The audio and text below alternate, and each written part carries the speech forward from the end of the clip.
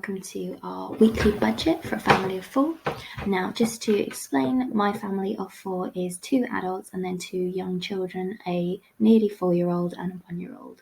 They do eat, I would say, more than children of their age, but obviously not as much as an adult. So they're having good sized portions, but they're not going to be an adult portion.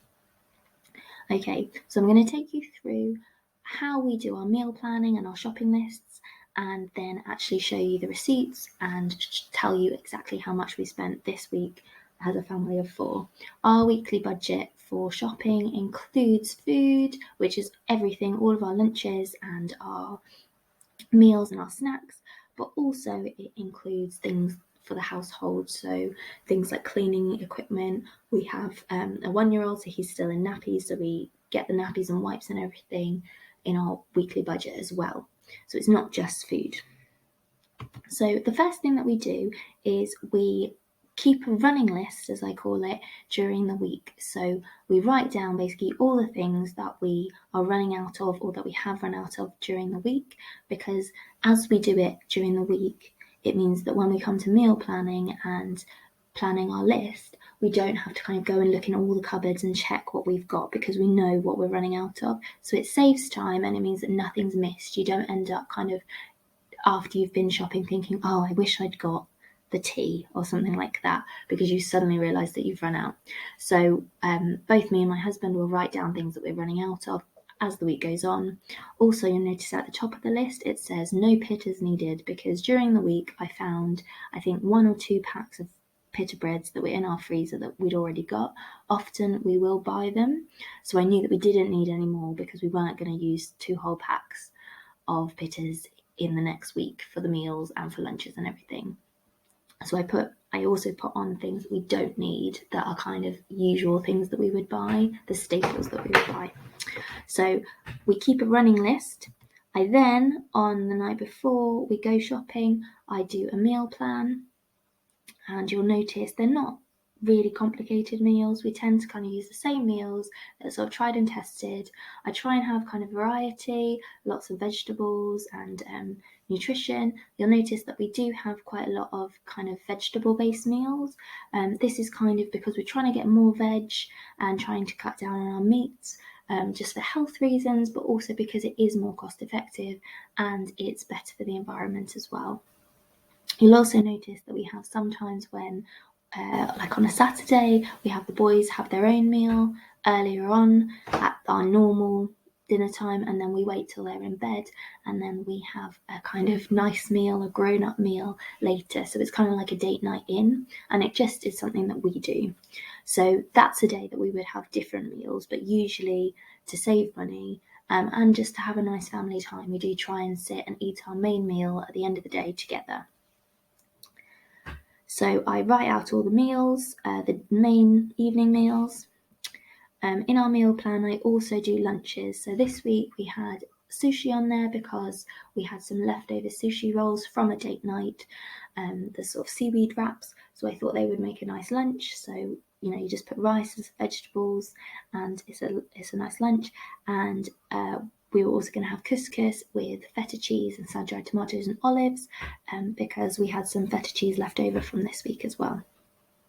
So I try and kind of plan things for lunches, just because it's kind of makes it easier to kind of know what there is, because I often get to lunchtime and think, oh, what are we going to have? And so it just takes that thought out of it. With breakfast, we kind of have the same things on a sort of rotation, so I don't feel like I need to plan what it is. We basically have yogurt with fruit, porridge with different fruits, or we just have cereals. So I don't write those down because I kind of know what we need for those. Okay, so after I've done the meal plan, then I will go on to do the list, and I just basically write it down in the areas where in the shop where those things are. So as you go around, you're not going to miss anything. Writing a list is really important because it means that you don't deviate from it. So you're not getting unnecessary things, you're not getting duplicates, and it's also really important to check what you already have in your fridge, in your freezer as well. Like I kind of said, we don't need any pitters this week.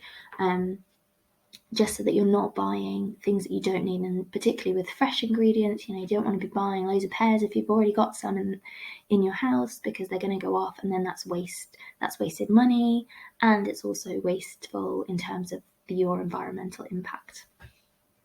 So I write down everything. You'll notice it's quite basic. We're not getting loads of sweet treats and snacks and things. Our main sort of indulgence this week was digestive biscuits, just to kind of have something sweet that we could have. We are trying to kind of be healthier and do less snacking on kind of bad things, or more less healthy things. And also we found, when we were looking at our budget, our sort of snacking or kind of things that didn't seem like a massive indulgence, they were kind of adding up, so you can think, oh, we'll get some crisps, oh, we'll get some biscuits, we'll get this, we'll get that. And although they're not very much by themselves, actually when you add them up, it's quite a big amount over time. So we're just trying to be really mindful of kind of things that we need. And then I am also trying to kind of make more things at home. So if we do want something sweet, I'll try and make some cakes or something, because then that's also a fun activity to do with the kids. Okay, so we go on our main shop and we try and get all the things that we can on our list from the main shop. Then we make a list of the things that we couldn't get. So this time it was dishwasher rinse aid and garam masala. So we couldn't get those at our in our big shop. So I was then, later on in the week, I would go to another shop which is has more range, and I would get those things. This one that has more range is more expensive, so we don't do our main shop there, but we just do our top-ups, or getting things that weren't available in the main shop. Okay, now on to the receipts. So in our main shop, we spent £48.07, which I think was pretty good, considering we needed quite a lot of staples. I guess we had run out quite a lot of cereal, we needed pasta and those kind of things. So actually I felt like that was quite good, and we also got nappies and wipes in that. So yeah, I felt like that was a good amount. Then in the top-up shop, I spent £8.60. And that was getting the garam masala and the dishwasher rinse aid.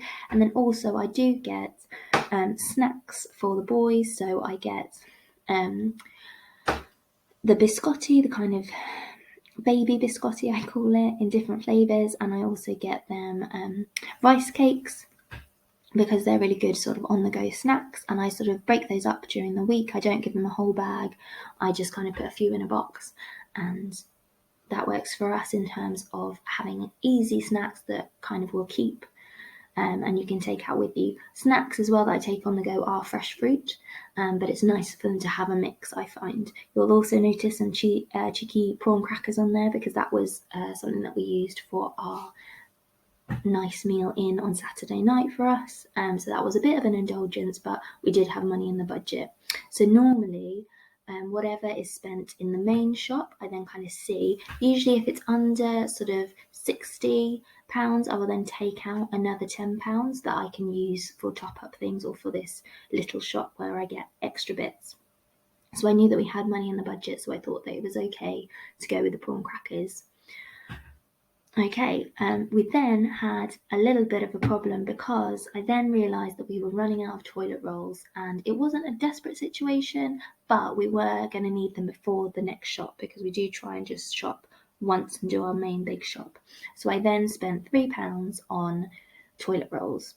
I did, however, have some money left over from last week. So I didn't actually use any of the £10. I just used change that was in my wallet from the week before.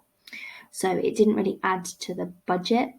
But obviously overall, we did spend £59.67. So I feel like, considering we had quite a few staples that we needed, quite a few cleaning items or household items that we needed, like the wipes and the nappies and the dishwasher rinse aid, I feel like that's quite a good budget.